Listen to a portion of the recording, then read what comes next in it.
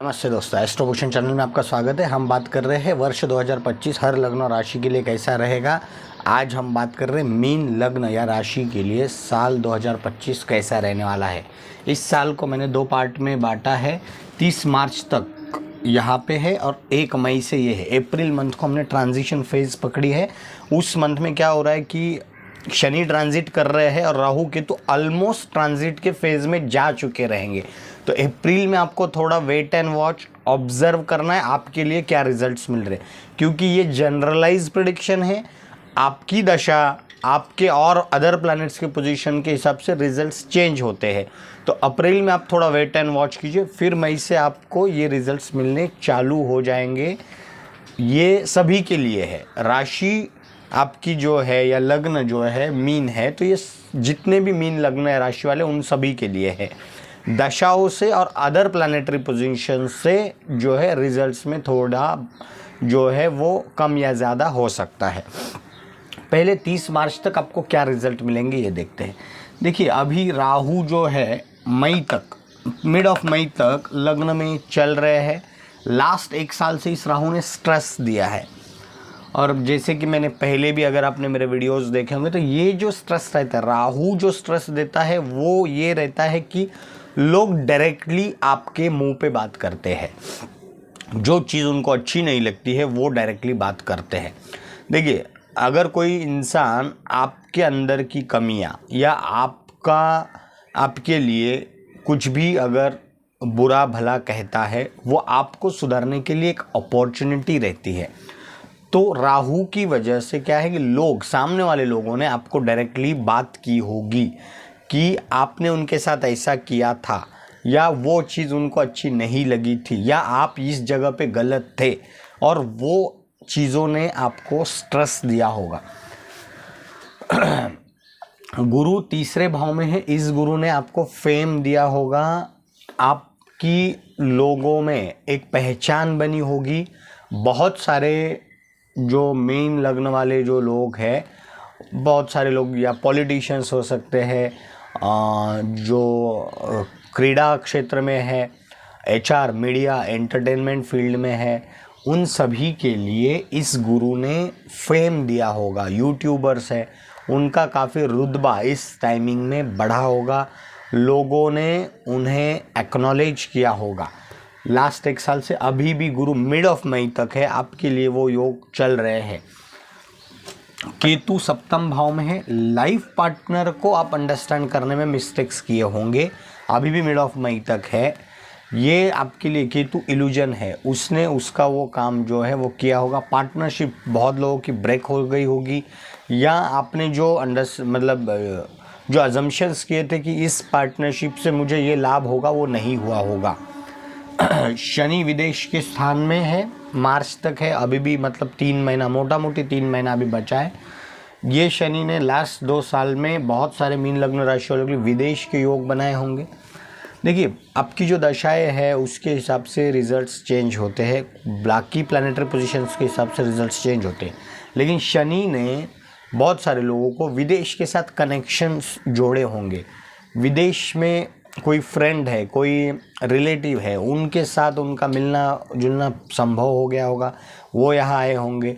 या आप आपकी मातृभूमि से दूर, या आपका जो रूटीन है उससे दूर कहीं घूमने फिरने गए होंगे, अदर स्टेट में गए होंगे, कोई अदर कंट्री में गए होंगे, कोई अपने स्थान से सिर्फ 150-200 किलोमीटर की दूरी पे गए होंगे, बट थोड़ा सा लॉन्ग समय के लिए आप गए होंगे, और उस शनि ने आपको जो विदेश है वहाँ पे कुछ घुमा के लाया होगा। अभी भी 2-3 महीना बचा है, आपके लिए चांस आ सकता है।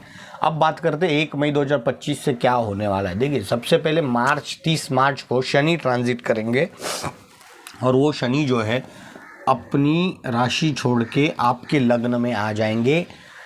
लग्न यानी फर्स्ट हाउस, मीन लग्न में शनि आ जाएंगे। अब यहाँ पे शनि आ जाएंगे तो ये आपका विचार है, आपका मस्तिष्क है, आपके थॉट्स है।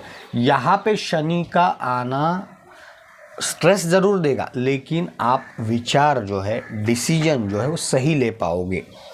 अभी आप क्या करोगे, डिसीजन लेने की क्षमता आपको ऐसा लगेगा कि थोड़ी स्लो हो गई, आप थोड़ा सा समय ज़्यादा लोगे इस टाइमिंग में डिसीजन, कोई भी कंक्लूजन तक आने तक का समय ज़्यादा रहेगा। शनि स्लो प्लैनेट है, लेकिन ये शनि आपको सही दिशा में डायरेक्शन देंगे, सही दिशा दिखाएंगे आपको कि आप डिसीजन जो राइट डिसीजन है वो आप ले पाओ। और ये समझने में भी आपको टाइम लगेगा कि आपका डिसीजन राइट था। अभी आप क्या करेंगे कि उस फील्ड के जानकारों से आप वो उनका ओपिनियन लोगे और उसकी वजह से थोड़ा सा डिले होगा, बट सही दिशा में जाएगा। बात करते हैं शनि की दृष्टियों की। शनि की तीसरी दृष्टि, सप्तम दृष्टि और दशम दृष्टि, 3 दृष्टियां है शनि की। तीसरी दृष्टि जो है वो आपके तीसरे स्थान पे ही हो रही है, जहाँ पे वृषभ राशि है। यहाँ पे देखिए ये पराक्रम का स्थान है, साहस का स्थान है, और शनि की वहाँ पे दृष्टि है। आप साहस तो करेंगे लेकिन सक्सेस के चांसेस कम रहेंगे। शनि जहाँ दृष्टि करते उस स्थान को थोड़ा सा डैमेज करते, बैठते जहाँ पे है वहाँ पे उस स्थान को वो थोड़ा सा जो है करेक्शंस करते हैं, वहाँ पे वो अच्छा करते हैं, दृष्टि डालते वहाँ पे वो ख़राब करते हैं। और बिल्कुल उसका अपोजिट गुरु का है, but Guru naturally Shubh planet है तो वो बुरा नहीं कर सकते। शनि थोड़े से क्रूर ग्रह है यहाँ पे, और इसके अलावा आपके कर्मों को शनि ज़्यादा प्राधान्य जो है वो कर्मों को है, तो उस हिसाब से आपके कर्म कैसे है उसके हिसाब से भी रिजल्ट्स चेंज होते हैं। यहाँ पे शनि आपके भाग्य पराग, ये आपके सिबलिंग्स का भी स्थान है, उनके साथ सिबलिंग्स के साथ आपके मतभेद शनि बढ़ा सकता है। और रीज़न यही हो सकता है कि आप बहुत सारे लोग रहते कि उनको समझने में, हस्बैंड वाइफ रहते 30 साल के बाद वो दोनों एक दूसरे को समझ पाते हैं। यहाँ पे भी ब्रदर सिस्टर्स के साथ भी ऐसा ही होगा कि अंडरस्टैंडिंग आपकी और जो डेप्थ है अंडरस्टैंडिंग की वो बढ़ जाएगी, और उसकी वजह से आपको स्ट्रेस भी आएगा, उसकी वजह से वो रिश्ते थोड़े ख़राब भी हो सकते हैं। तो अब किसी के बारे में ज़्यादा अंडरस्टैंडिंग होना ये ख़राब चीज़ नहीं है, लेकिन उसके जो परिणाम है वो ख़राब है, क्योंकि आपने कुछ तो अज्यूम करके रखा था और वो वैसा नहीं होगा तो उसका आपको स्ट्रेस आएगा। अब उसके बाद शनि की एक दृष्टि है जो आपके सप्तम स्थान पे है, ये विवाह का स्थान है। यहाँ पे आपके लाइफ पार्टनर के साथ भी कुछ अनबन हो सकती है, थोड़ा संभलना है, एक्शन रिएक्शन मोड में नहीं जाना है। एटलीस्ट आप एक काम कीजिए, उस मोमेंट पे रिएक्शन मत दीजिए। जब 2-4 घंटा बीत जाएगा, 1-2 दिन बीत जाएगा, उसके बाद उसके ऊपर आप रिएक्शन दीजिए या बात कीजिए, तो वो सही डायरेक्शन में जाएगा। पार्टनरशिप ब्रेक हो सकती है, रीज़न कुछ भी हो सकते हैं, या नई पार्टनरशिप हो सकती है, बट वो भी कुछ खास रहने के चांसेस नहीं है। तो थोड़ा सा पार्टनरशिप में आपको 2-3 लोगों के ओपिनियन लेके फिर पार्टनरशिप कीजिए। और दशम स्थान पे भी शनि की दृष्टि है, ये गुरु की राशि है, गुरु की भी वहाँ पे दृष्टि है। शनि डैमेज कर सकता है आपके कर्मस्थान को, लेकिन गुरु की दृष्टि है इसलिए वो सिक्योर करेगा, यहाँ पे ज़्यादा डैमेज नहीं होगा। फादर के साथ, पिता के साथ भी आपके रिश्ते थोड़े से शनि की दृष्टि की वजह से ख़राब हो सकते हैं, लेकिन गुरु वहाँ पे उसे कंट्रोल में रखेगा, ज़्यादा प्रॉब्लम नहीं दिख रही है। अब बात करते हैं गुरु की। गुरु की देखिए, गुरु चतुर्थ भाव में आ रहे हैं, आपके पराक्रम भाव को छोड़ के गुरु चतुर्थ भाव में आ रहे हैं। चतुर्थ भाव है भूमि, माता, वाहन, सुख, आपका आत्मा। माता के स्वास्थ्य में सबसे पहले तो गुरु सुधार लाएंगे, माता के साथ आपकी बॉन्डिंग बढ़ जाएगी।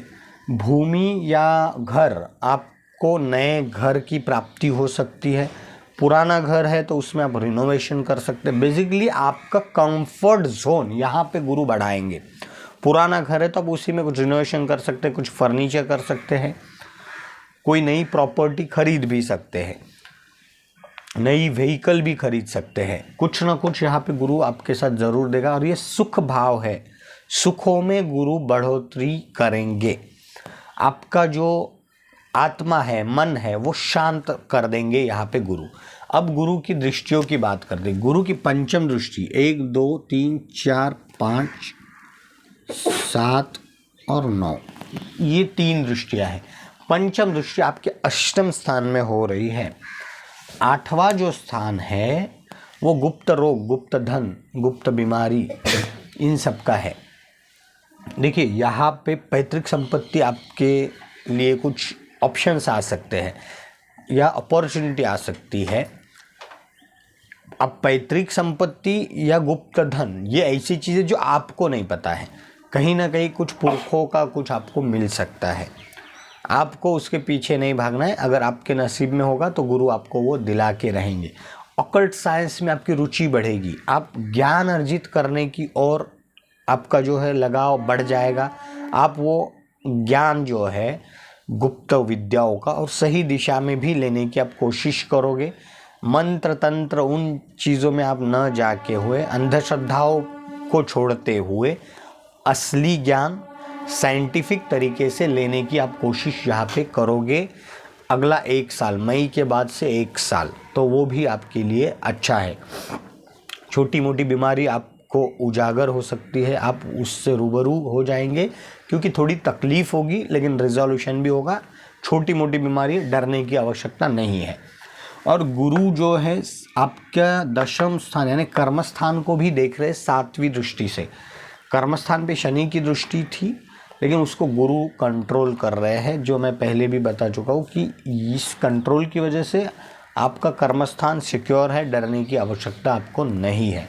और एक दृष्टि है विदेश के स्थान में जहाँ पे राहु बैठे।